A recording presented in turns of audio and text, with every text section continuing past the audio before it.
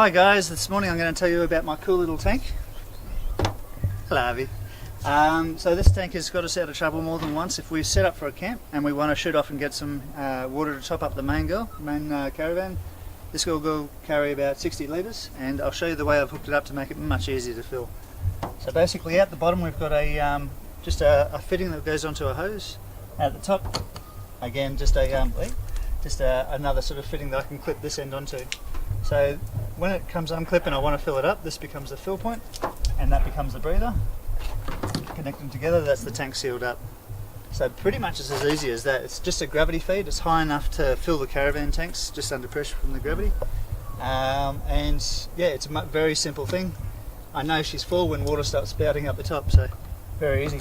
The other things I do recommend for you guys to take is what's known as a B.E.S.T water filter, and all the stuff in there to take out the baddies.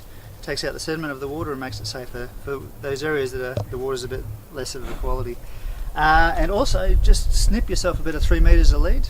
It saves unravelling 20 metres, and 2 ends with a little joiner in the middle means that when you throw it back in the car and there's water in the line, it's sealed.